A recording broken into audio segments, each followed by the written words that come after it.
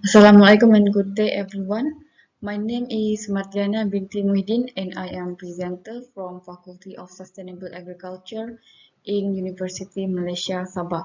It is an honor for me to present my study in this global conference titled Community Participations in Urban Farming Activities in Tawau during COVID-19 pandemic and how it affects their food consumption. These are the content that we will going through, which is introductions, research methodology that I've been using, results and discussion, and finally the conclusion. We proceed with the introduction. As we know, urban farming has been used largely or globally to improve the economic, social, environment, and finally the food security problem. For example, like in Argentina, they use urban farming to relieve their economic crisis during 2001. In Ghana, urban farming was used to improve their ecological and socio-economic problem. And finally, in South Korea, urban farming was used to improve the environment and then to beautify the urban area in the country. So how about in Malaysia? Actually, urban farming has been introduced since 2014 by the Department of Agriculture and has been active especially during the post-pandemic of COVID-19. It is especially to solve the food availability among the household. However, compared to the participants in Peninsular Malaysia, Sabah has very low participation, which is not reaching the targets by the Department of Agriculture in Malaysia. And usually, the urban farming system in Malaysia, they are using the conventional system, which is directly planted on the ground or by using pots or any recyclables. It is mentioned that because it is more practical and does not require any high skills to do the farming. Here we can see the example of gardening activities by some of Malaysian which are using conventional system such as by using plantables or any recyclable items such as tires and bottle. And we can conclude that actually the Malaysians they prefer conventional system gardening type compared to the fertigation or any high technology system maybe like hydroponics because this is due to the limitation of their knowledge and their skill on that area. So the objective of this study is to study the involvement and knowledge of Tawau community in urban farming activities and then to investigate their food consumption and food availability during the pandemic.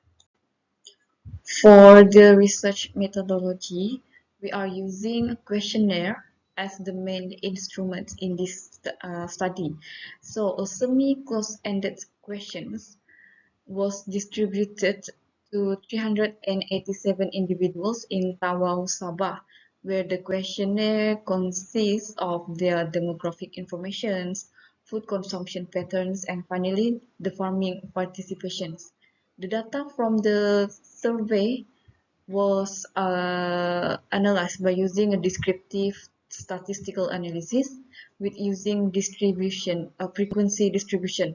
And finally, the presentation of the data was represented by using percentage. For the results, as we can see here, 63.8% of the respondents have garden while the others doesn't have garden. And from 63.8%, only 25.9 are edible garden. And mostly they are practicing conventional system in their garden, which is directly planting on the ground or by using pots and any recyclable things such as bottles or container. And then when asked about their willingness to join or to learn about fertigation system or hydroponics, 78.8% of them are willing to learn more about high technology systems such as fertigation and hydroponics, which is including to the one who doesn't have any garden. So according to the respondent, the top factor that constrain their participation for not having garden in their house is because they have no experience or knowledge in farming, and then the second is because they have limited space because of the structure of their home, or finally because of their time limitation because of they are working during the day, and finally is the rental issue of the house. Okay. Okay, so these are the type of gardening in Tawau, which they are only using conventional system instead of like hydroponic or fertigation system. Like example, in figure A, as we can see, they have polystyrene, which use as a container to plant their veggies, and then we have the fruit trees which is planted directly on the ground, and finally by using pots, especially in apartment because of the space limitation, they're using pots to grow the plants. So then we proceed with their interest in joining farming activities. So according to the survey, they are interested, the Tawau community was interested to join the farming activity because they want to secure the food source, and then finally because they want to maintain their physical and mental health.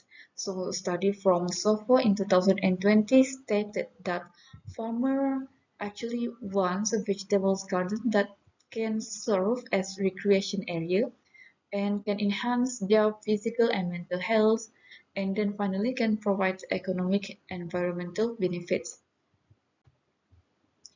And lastly, for the result and discussion on food security of the community in Tawau during the COVID-19 pandemic, the result from the survey showed that 78% of the respondents actually stocking up food during the pandemic because of three major reasons, which is to reduce the frequency from going out to get food because of the spreading of the COVID-19 virus, and then the second is because they want for to have a future preparation in case for the movement control or the prolong, and finally if discussed they want to ensure the food sources in the households are enough for the time being during the MCO. So for the food preference, most respondents actually choose food that can be stocked in very long time, which is a very long lasting food such as canned food, frozen food, and fast food. And some of them actually see availability in market, maybe like the availability of vegetables or fish. If it have it, they will buy and then stock it in their home. So because of the long lasting food preference for their stocking up,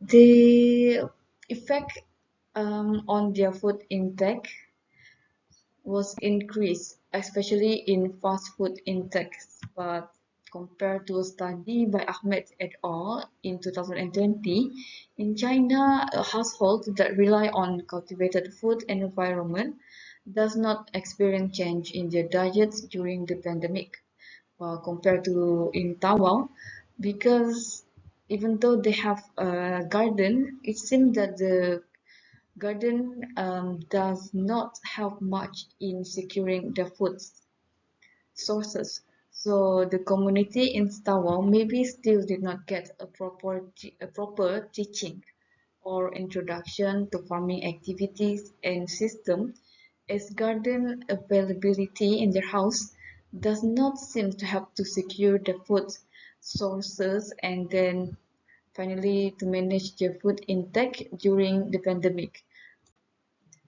So in conclusion, urban farming in Tawau is still at beginning stages.